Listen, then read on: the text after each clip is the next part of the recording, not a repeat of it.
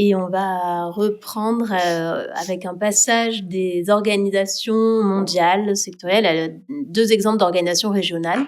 Alors évidemment, l'idée de dresser un panorama un peu de ce que font les organisations internationales en matière de changement climatique lié à la mer était assez, ambitieuse et on a voulu intégrer, de nombreux aspects. Ça ne peut pas être exhaustif, bien sûr.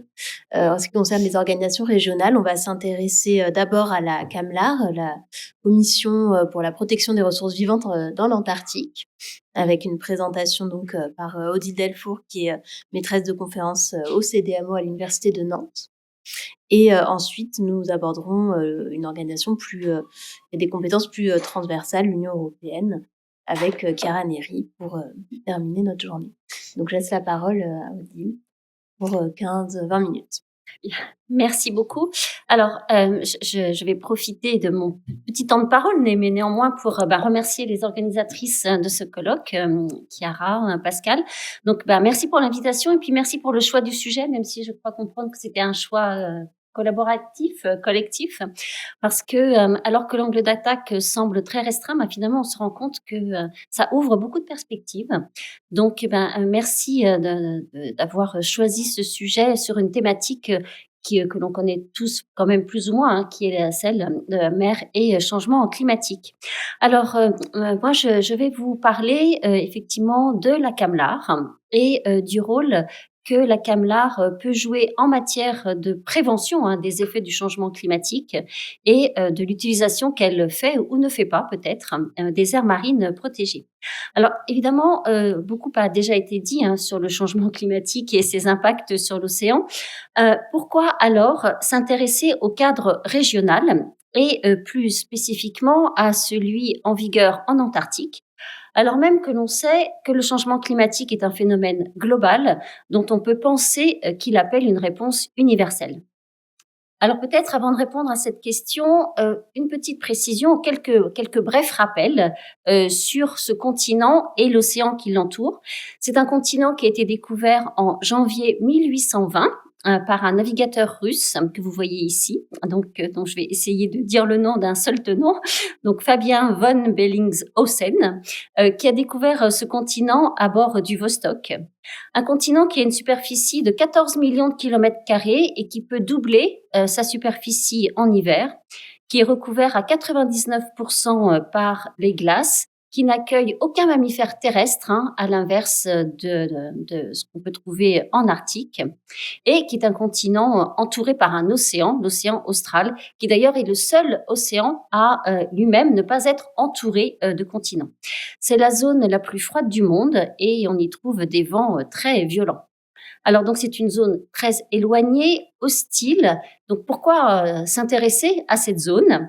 Eh bien, je pense pour 2 raisons principales. À la fois parce que c'est une zone qui présente un intérêt d'un point de vue scientifique, mais également, et évidemment c'est là-dessus que je parlerai un peu plus longuement, un intérêt d'un point de vue normatif.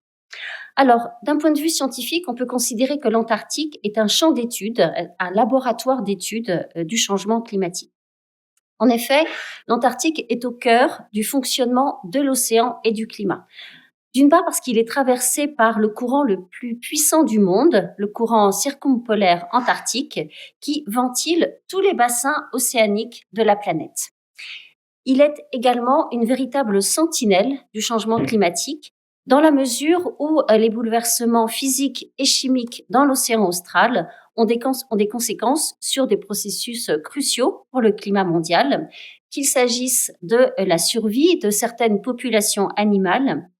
On voit ici des populations de manchots adélie qui sont très fortement en déclin ces dernières années, donc à la fois en raison de la diminution de la population de krill qui sert d'alimentation à ces espèces, mais également parce que leurs zones de nidification sont régulièrement inondées du fait de du dégel de la banquise. On a la même chose avec les manchots empereurs. Donc justement, ce dégel de la banquise a pour conséquence d'augmenter la possibilité de montée de la mer, la fonte des calottes glaciaires de l'Antarctique, qui contiennent la plupart de l'eau douce présente sur Terre, présente ainsi un potentiel très important de faire monter le niveau de la mer. Or, la péninsule antarctique, qui compte près de 700 glaciers, a connu un réchauffement de plus de 3 degrés ces 50 dernières années. 90% des glaciers de l'Antarctique reculent, notamment à l'ouest de la péninsule antarctique. Donc, l'Antarctique, comme je le disais, est une véritable zone témoin pour étudier donc à la fois alors les origines du changement climatique, même si quand même maintenant on commence à bien les connaître, mais peut-être également les manifestations actuelles de ce changement et ses conséquences futures. Mais c'est également une zone qui présente un intérêt d'un point de vue normatif. Et l'intérêt de cette zone réside dans le fait qu'elle fait l'objet d'un régime spécifique qui est issu donc au départ du traité sur l'Antarctique, un traité du 1er décembre 59, dont on sait qu'il a gelé les revendications territoriales des États, c'est l'article 4 du traité. Donc ce traité 59, c'est un peu ancien maintenant, n'avait pas pour vocation d'établir des règles sur la protection de l'environnement, même s'il est vrai que certaines de ces dispositions peuvent contribuer de manière accessoire à la protection environnementale de l'Antarctique, comme par exemple l'interdiction d'activités à des fins autres que pacifiques, l'interdiction d'explosions nucléaires et l'élimination des déchets radioactifs. On peut ajouter également une autre convention qui n'est pas sur la diapositive, qui est une convention très spécifique relative à la protection des phoques de l'Antarctique, une convention de juin 1972. Sans suivre l'ordre chronologique, le protocole au traité sur l'Antarctique, qui lui est relatif à la protection de l'environnement, qui a été adopté en octobre 91. Et eh bien, le texte qui va nous intéresser, qui est la Convention sur la conservation de la faune et de la flore marine de l'Antarctique, une convention du 20 mai 1980, dont l'objectif est la conservation des ressources marines vivantes de l'Antarctique, étant entendu, et c'est important parce que ça a des conséquences encore maintenant, que le terme de conservation n'exclut pas l'utilisation rationnelle. Ce qui veut dire que le terme de conservation n'exclut pas la pêche, c'est une zone dans laquelle on trouve une activité de pêche peut-être pas intense, mais importante. Donc, c'est pour gérer la faune et la flore de l'Antarctique qu'a été créée la commission dont on va parler, qui est la commission du même nom, la commission CAMLAR, donc que l'on connaît donc sous son acronyme anglais. Et cette commission, bien que créée en 1980, est une commission qui est souvent présentée comme très innovante, parce qu'il est vrai qu'elle a apporté un certain nombre d'aspects nouveaux sur plusieurs questions. Plusieurs éléments de ce caractère innovant. Le premier tient à la nature juridique de cette commission, qui a une double casquette, puisqu'elle fait à la fois office d'organisation régionale de gestion de la pêche. C'est donc elle qui a en charge la gestion de la pêche dans cette zone, et notamment de la pêche d'une espèce qui a une forte valeur économique, qui est la légine. Mais cette commission a également des fonctions en termes de protection de l'environnement, d'où cette double compétence, à la fois une compétence en matière de gestion d'une ressource, mais également des compétences en matière de conservation de la biodiversité marine. Donc, premier élément assez innovant à l'époque, il faut se souvenir qu'on est en 1980, pour cette commission. Deuxième élément innovant qui tient à des concepts mis en œuvre, alors soit qu'ils soient issus de la convention elle-même, comme par exemple l'approche écosystémique, mais la CAMLAR a également mis en œuvre un principe, une approche, on n'est jamais tout à fait sûr de quel terme il faut utiliser, qui est l'approche de précaution. Et c'est également elle qui a créé un concept dont on parle beaucoup maintenant, qui a été repris par la FAO, qui est le concept de pêche INN, qui est le concept qui fait référence aux activités de pêche illégale. Donc, il apparaît assez logique de s'interroger sur la manière dont cette commission, actuellement composée de 27 États membres, appréhende juridiquement le changement climatique et le rôle qu'un outil à sa disposition, qui est l'aire marine protégée, joue en la matière. Alors, néanmoins, donc, nous verrons que si la question du changement climatique a été assez tôt soulevée par la CAMLAR, malheureusement, sa traduction juridique effective se heurte à une série d'obstacles. Alors, premier point assez rapide, la prise en compte relativement précoce des effets du changement climatique par la CAMLAR. En effet, dès 2009, 1909 quand même pas, mais dès 2009, la CAMLAR reconnaît la menace que le changement climatique fait peser sur l'intégrité de l'écosystème austral et la nécessité d'en limiter les effets par une gestion adéquate des ressources de la zone.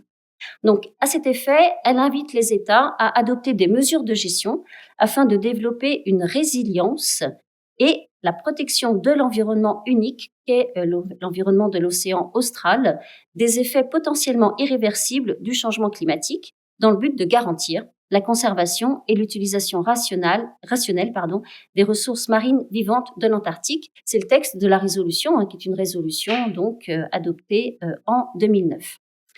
Néanmoins, il faut attendre 2017 pour qu'une mesure de conservation visant spécifiquement le changement climatique soit adoptée. Donc, c'est la mesure de conservation 2404 qui permet d'établir pour une durée limitée des zones spéciales destinées à l'étude scientifique dans les zones marines nouvellement exposées suite au recul ou à l'effondrement de plateformes glaciaires dans les sous-zones que vous voyez peut-être sur la carte. Alors, cette désignation se fait en 2 étapes. Il y a une première désignation provisoire avec des premières mesures d'études scientifiques qui sont mises en œuvre. Et s'il s'avère que la zone est intéressante, les États peuvent désigner dans un deuxième temps ces zones spéciales, là pour une durée de 10 ans. Durée pendant laquelle un certain nombre de mesures de conservation sont applicables. Par exemple, les États peuvent décider de limiter la pêche. Ils peuvent également mettre en œuvre des dispositions relatives à la présence de scientifiques à bord des navires. Est également applicable l'interdiction de rejet en mer de tout type de déchets par les navires de pêche. Et de la même manière, les navires de pêche sont simplement incités, à informer le secrétariat de la CAMLAR de leur passage dans la zone réservée en quelque sorte, et de préciser leur état du pavillon, leur taille, leur numéro OMI, ainsi que la route qu'ils comptent emprunter. Mais c'est jusqu'à présent la seule mesure de conservation qui, encore une fois, vise explicitement le changement climatique. Et on voit que finalement, là, le changement climatique est visé uniquement dans le cadre des études scientifiques qui pourront être menées pour mieux étudier les conséquences du changement climatique sur la zone. Alors, s'agissant des aires marines protégées, je l'ai dit tout à l'heure, la CAMLAR a la compétence pour créer des aires marines protégées. C'est une compétence qu'elle a utilisée pour le moment à 2 reprises. Alors là, donc s'agissant de ces AMP et de la première AMP créée, celle qui vise le plateau au sud des îles Orcades du Sud, aucune mesure spécifique visant le changement climatique ne se retrouve dans cette mesure de conservation relative à la création d'une première AMP, mais on est en 2009, donc la même année que l'adoption de la résolution changement climatique. Donc, c'est peut-être assez normal. Et donc, il faut attendre 2011 et l'adoption par la CAMLAR de la mesure de conservation 9104 relative à la mise en place d'un cadre général d'établissement d'aires marines protégées pour qu'il soit reconnu que les AMP de la CAMLAR visent, entre autres, à maintenir la capacité d'adaptation face au changement climatique. Et donc là, c'est intéressant parce que parmi les objectifs assignés aux futurs AMP figure explicitement la protection d'air afin de maintenir la résilience ou la capacité d'adaptation aux effets du changement climatique. Donc, on retrouve ici un des critères qui est également présent, Pascal l'a évoqué ce matin dans l'accord BBNG, présent à la fois dans le texte de l'accord, mais également dans l'annexe 1, puisque la résilience au changement climatique est dorénavant un critère sur lequel les États peuvent s'appuyer pour désigner les futurs AMP qui pourront se développer, on l'espère, en haute mer. Donc, ça, c'est ce que les États peuvent faire. Évidemment, la question, c'est qu'ont-ils fait ?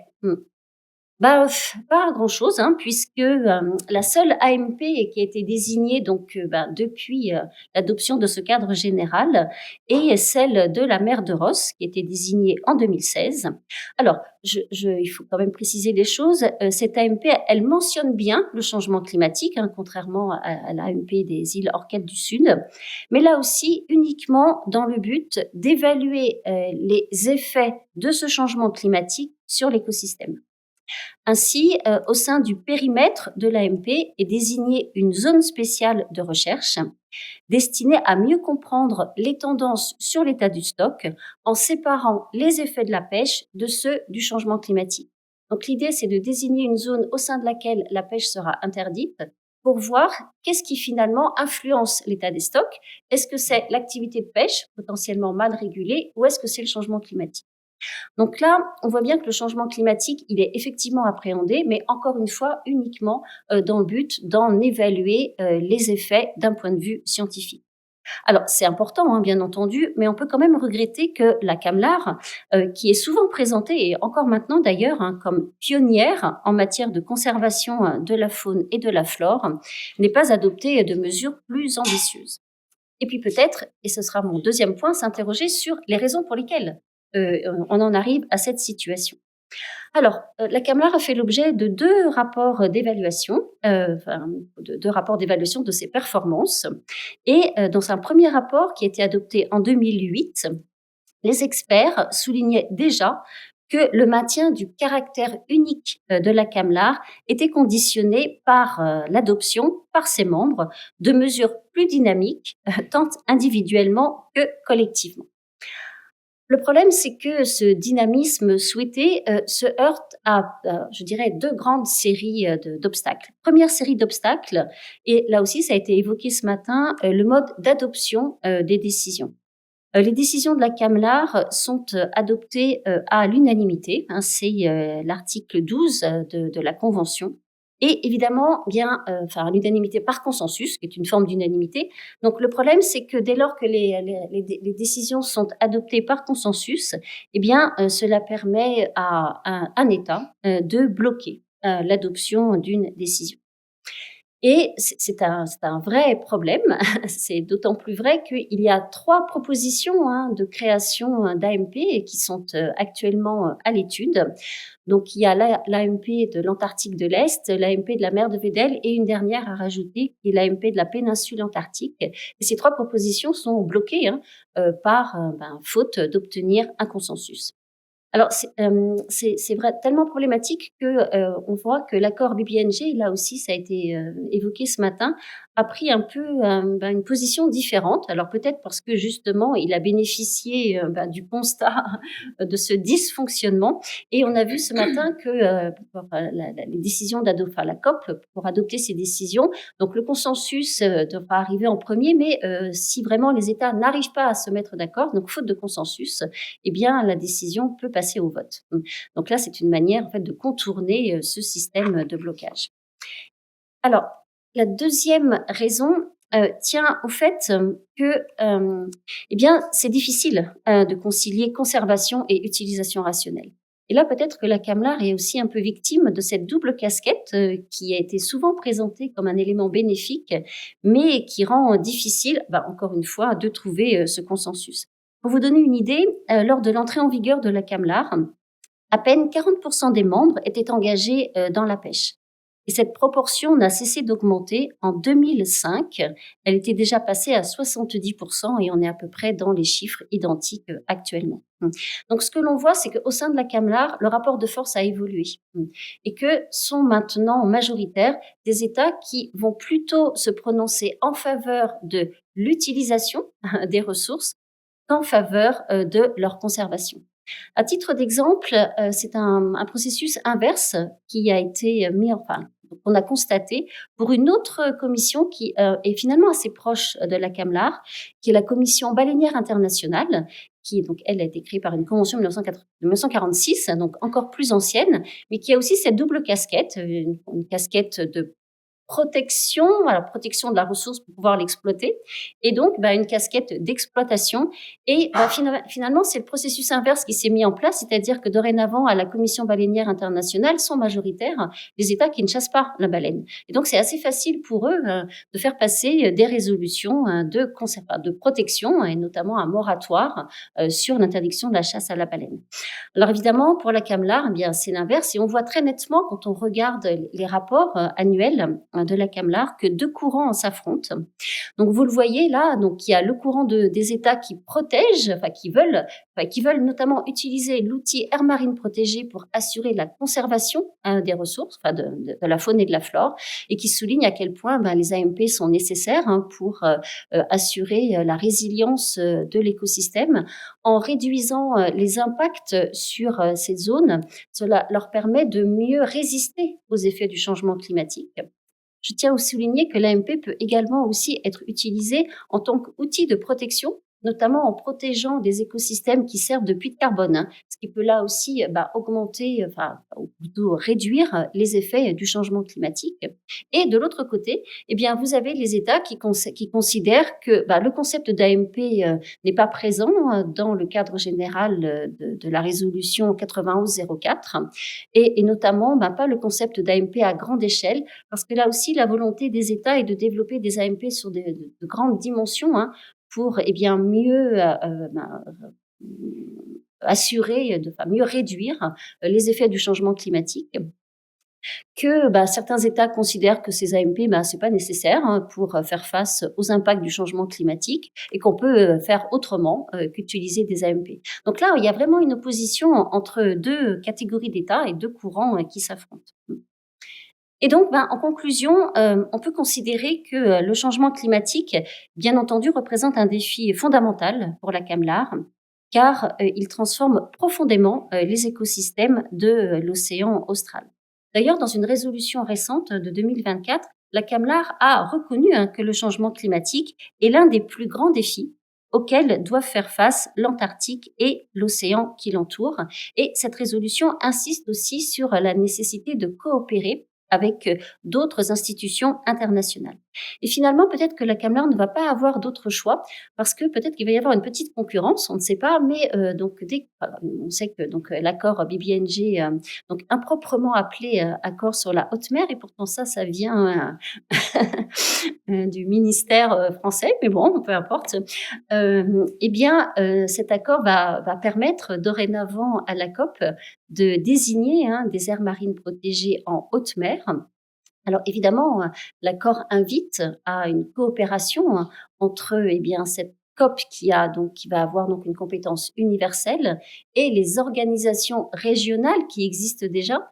Mais à partir du moment où cette organisation régionale est potentiellement bloquée, est-ce qu'on peut imaginer peut-être qu'il y aurait des déblocages dans le cadre de la COP BBNG. Bon, voilà une possibilité. En tout cas, peut-être que ça va peut-être permettre à la CAMLAR d'être incitée à évoluer sur ces questions de changement climatique.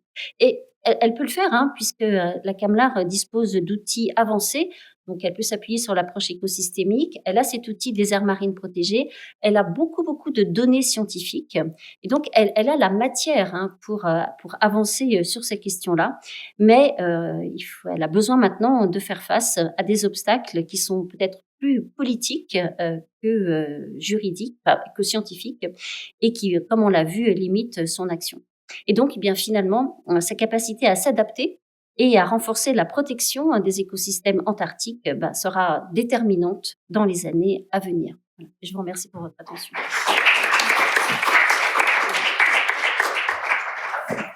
Merci beaucoup. Et effectivement, peut-être qu'une perspective intéressante avec l'accord BBNJ, c'est le fait que les États et les organisations régionales elles-mêmes sont fortement invitées et incitées à coopérer entre elles pour justement pour ajuster leurs actions en matière de protection de la biodiversité. Voilà, ça ouvre aussi des perspectives, ça répond un peu à un besoin qu'on a pu constater tout au long de la journée de une meilleure coordination et de plus d'incitation pour une telle coordination. On va passer à une autre organisation régionale un peu, un peu moins froide que l'Antarctique avec l'Union européenne et Pierre Améry donc pour terminer cette demi-journée.